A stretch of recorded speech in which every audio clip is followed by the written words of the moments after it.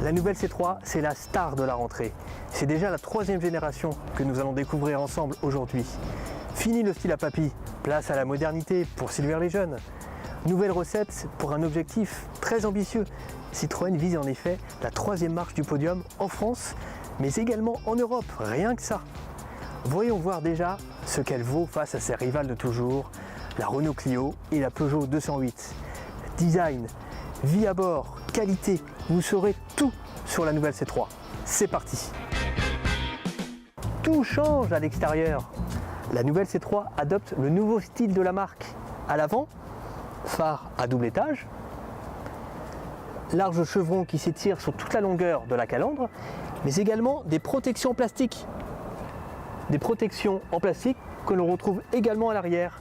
Ces protections de carrosserie font clairement référence à l'univers très tendance des SUV. Également une nouvelle signature lumineuse avec des feux arrière à LED. Ils sont un peu massifs, mais la signature 3D est vraiment sympathique. La nouvelle C3 ne fait pas la passe sur la personnalisation. Sur ce modèle par exemple, on a un toit rouge, de nombreux rappels de couleurs au niveau des rétroviseurs, des anti-brouillards et des air bumps. Et oui, car la nouvelle C3 profite également de ces fameuses protections que vous avez déjà vues sur le C4 Cactus.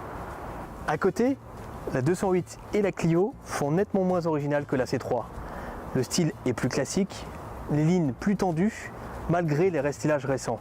Bref, style ludique ou dynamique, c'est à vous de choisir. Bienvenue dans la nouvelle C3. À bord, la première impression est vraiment positive. La position de conduite est bonne, les sièges sont confortables, il y a de nombreux rangements et en plus, il y a même une fixation isofix pour installer un siège bébé sur la place avant, ce que n'offrent pas ces deux autres rivales. La planche de bord est traitée à l'horizontale, tout est symétrique. On remarque immédiatement cet écran tactile de 7 pouces. Il est implanté un peu bas et c'est bien dommage car c'est lui qui contrôle toutes les fonctionnalités de la voiture. La ventilation, le GPS ou encore la radio. Il y a aussi des gadgets inexistants chez ces deux rivales. Cette petite caméra par exemple permet de filmer la route. Vous appuyez sur le bouton et vous démarrez l'enregistrement. Les images peuvent ensuite être diffusées sur les réseaux sociaux. Ça, les jeunes vont kiffer, c'est sûr.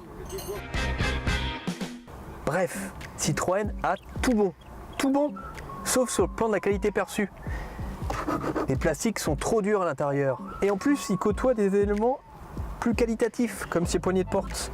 Le résultat n'est pas assez homogène et sur ce point la C3 est loin d'égaler le niveau de finition d'une 208. Même constat dans la Clio qui a bien progressé depuis le restylage. À l'arrière, on est mieux installé que dans l'ancienne C3. La place aux jambes est un peu juste. Cela dit, c'est pas si mal pour une citadine de moins de 4 mètres. Et sur ce point, les Clio et 208 ne font pas mieux. Le coffre est vraiment spacieux pour ranger une valise ou des objets du quotidien. Par contre, la C3 souffre du même défaut que ses deux rivales. Le seuil de chargement est un peu haut et cela est vraiment pénalisant pour charger des objets lourds, comme ce pack d'eau par exemple.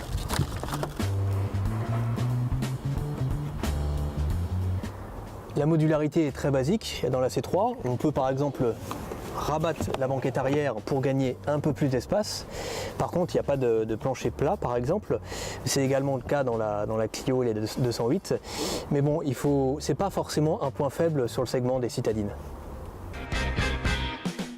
La C3 reprend les moteurs de la 208. Normal, les deux voitures sont issues du même groupe.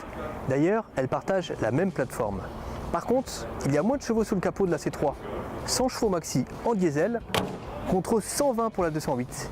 Même la Clio propose un diesel de 110 chevaux depuis son restylage. En essence, le moteur le plus puissant de la C3 offre 110 chevaux. Il y en a plus de 160 dans la 208. Et encore, je ne vous parle pas des versions RS et GTI qui affichent plus de 200 chevaux. La C3 n'aura même pas de version sportive. Cette nouvelle C3 est une bonne surprise.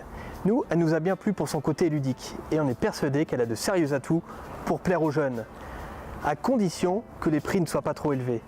car la personnalisation, ça coûte cher. Par exemple, le toit rouge ou les air bump seront réservés uniquement à la version haut de gamme. Reste maintenant à savoir ce qu'elle vaut sur la route. Rendez-vous prochainement sur largus.fr pour les premiers essais de cette nouvelle C3.